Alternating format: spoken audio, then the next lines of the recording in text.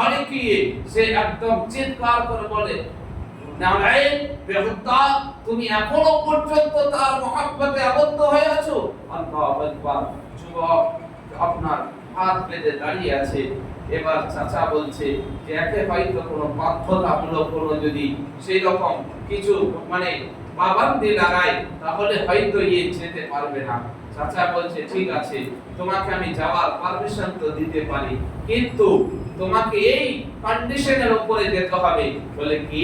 বলে তুমি যদি যাও তাহলে দ্বিতীয়বার আর ঘরে তোমাকে ঢুকতে দাও, দ্বিতীয়বার আর ঘরে ঢুকতে দেওয়া হবে না। মুসলমান যে যুবক ছেলে মেয়ে যদি হয় আর তাকে যদি এই রকম কন্ডিশন দেওয়া হয় যে তোকে বাড়ি ছাড়া করে দেওয়া হবে, বাড়িতে ঢুকতে দেওয়া হবে না, তো সেই ব্যক্তির মাথার ছাদ যখন উড়ে যায় সে বড় টেনশনে হয়ে যায়। তো যুবক ছেলেকে কন্ট্রোল করা এই একটা প্রসেস। তো তখন কি বলছে? ঠিক আছে, কোনো না চিন্তা না কোনো ভাবনা, কোনো রকম না ভেবে না চিন্তা করে সঙ্গে সঙ্গে বলছে ঠিক আছে চাচা, আমি এই শর্তে রাজি।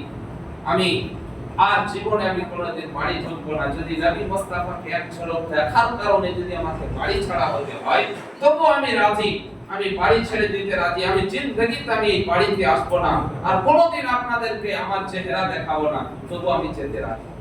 চাচা বলছেন এই নয়, এরপরে আরো একটা কন্ডিশন আছে। বলে কি?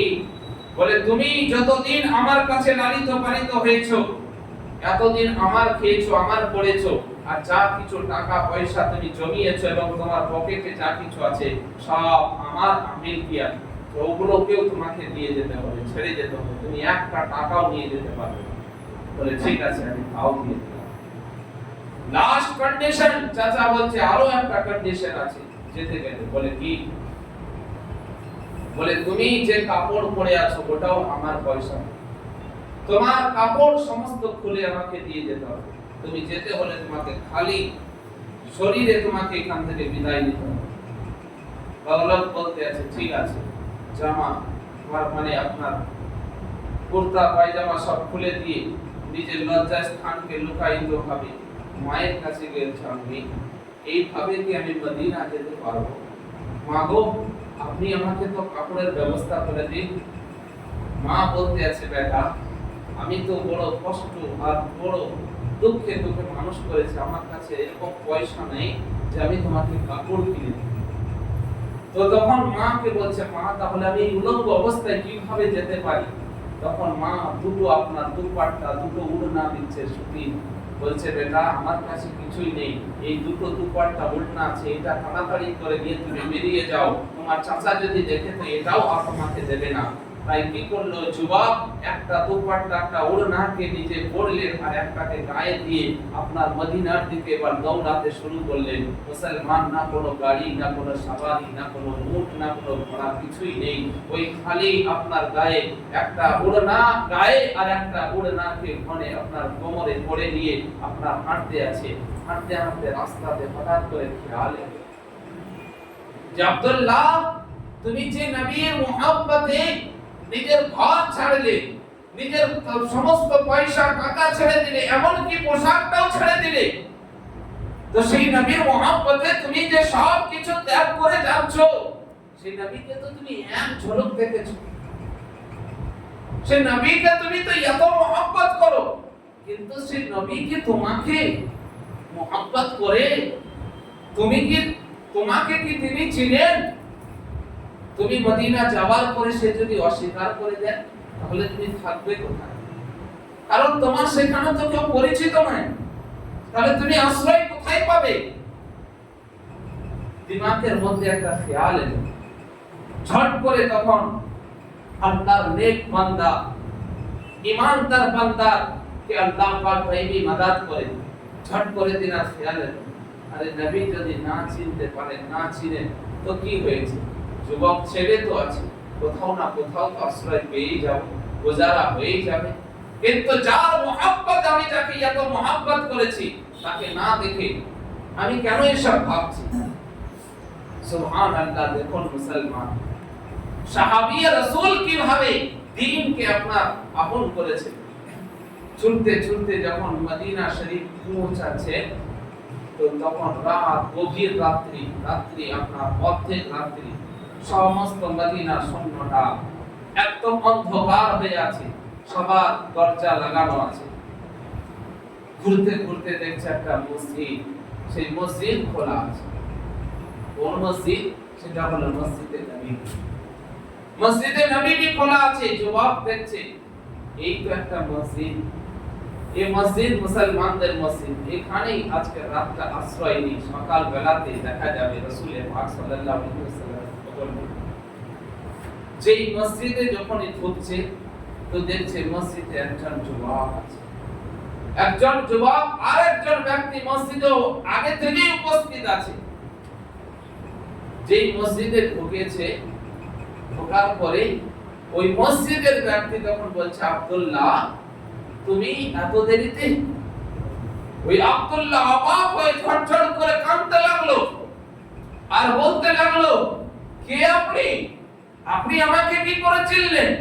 আমি এই গভীর রাত্রিতে মদিনাতে, আমাকে কেউ চিনে না, আমাকে কেউ জানে না, আমি কি হালাতে এসেছি, আপনি কি করে জানলেন? ওই মসজিদের ব্যক্তি বলছে, আমি হলাম বিলাল হাবশী, আমি হলাম বিলাল। রাসূল পাক সাল্লাল্লাহু আলাইহি ওয়াসাল্লাম এশার নামাজের পরে আমাকে ডেকে বললেন, বিলাল আমার একজন চাহনে वाला, আমাকে একজন mohabbat করনে वाला, শুধুমাত্র সে এক ঝলক আমাকে দেখেছে, সে বাড়িতে বড় অত্যাচার সহ্য করে নিজের ঘরকে ত্যাগ করে দিয়ে, নিজের সমস্ত মাল দৌলতকে ছেড়ে দিয়ে, এমনকি খালি কাপড়ে পোশাকও ছিল না, তার মা তাকে দুটো চাদর দিয়েছে, একটা চাদর পরে আছে আর একটা চাদর গায়ে উড়ে আছে। বিলাল ও এখন রাস্তায় আসছে, মদিনা যখন প্রবেশ করবে তো গভীর রাত হয়ে যাবে, আর ওই অন্ধকার রাত্রিতে মদিনার ঠান্ডা ওই যুবক সহ্য করতে পারবে না। তো বিলাল তুমি মসজিদে অপেক্ষা করো, আর আমার এই কালি কামলি গলা চাদর তাকে দিয়ে তাকে ঠান্ডা রাত্রিতে তাকে উড়িয়ে দিও। আব্দুল্লাহ আমার আকা তোমার আসার আগে সমস্ত কথা বলে দিয়েছেন, আর আমি তোমারই জন্য অপেক্ষা করছি। আল্লাহু আকবার। ভাবুন তো মুসলমান, আজ আমার নবী কত বড় মেহেরবান, কত বড় দয়াবান। আল্লাহু আকবার। আজ আপনি আমি এমন কারোর মহব্বতে আবদ্ধ হয়ে যাই, আপনি আমি এমন কারোর মহব্বতে পড়ে যাই যে কিনা মুসাফা করতে গেলেও নাক বেঁকাই, যে কিনা আপনাকে আমাকে কখনো চিনে কিনা জানি না, কিন্তু তার জন্য আমরা জান পর্যন্ত কুরবান করতে রাজি হয়ে যাই। কিন্তু আকায়ে করিম রউফুর রহিম মুস্তাফা দালে রহমত কে দেখুন, আল্লাহু আকবার, যাকে রাজি করার জন্য জিবরিল পর্যন্ত কদম চুমে, আদম থেকে ঈসা পর্যন্ত যার পিছনে নামাজ পড়ার জন্য মসজিদে আকসাতে অপেক্ষা করে, কোন নবী একজন চাহনেওয়ালার জন্য নিজের কামলি চাদর, যার কোরআন পর্যন্ত যার ব্যাখ্যা করেছে, বলুন সুবহানাল্লাহ। যে কোরআন পর্যন্ত যার চাদরের কথা, যার কম্বলের কথা বলেছে, ও কম্বল নিজের চাহনেওয়ালা গোলামকে দিয়ে গেছে। আল্লাহু আকবার। হযরতে আব্দুল্লাহ ঝরঝর করে কাঁদতে আছে, আল্লাহ আমাকে, আমি তো নবীকে এক ঝলক দেখেছি, আমার নবী তো আমাকে দেখেননি, আমার নবী তো আমাকে কখনোই আমাকে দেখেননি, আমি তো কত না খেয়াল আনছিলাম যে আমি, আমার নবী আমাকে ছিলেন কিনা, আমার নবী আমাকে জানেন কিনা, যার জন্য ঘর ছাড়ছি, যার জন্য পরিবার ছাড়ছি, সে আমাকে আশ্রয় দিবে কিনা। কিন্তু এ নবী এমন একজন দয়াবান যে তো আমার সমস্ত ঘটনা জানে, আমি কখন মদিনায় প্রবেশ করব সেটাও জানে। মুসলমান, মোহাব্বত কাকে বলে? মোহাব্বত ওকেই বলে, মোহাব্বতের কখনো বদলা হয় না, সিলা হয় না, মোহাব্বতের কখনো বিনিময় হয় না, আর যেটার বিনিময় হয় সেটা তো ব্যবসা তিজারত হয়ে যায়। মোহাব্বত যদি করতে হয় তো এটা দেখতে হবে না যে আমি তার বদলা কি পাবো, আমি তার বেনিফিট কি পাবো, আমি কি তার ফায়দা কি পাবো, এটাকে মোহাব্বত বলে না, এ তো বিজনেস বলে, এ তো সওদা বলে।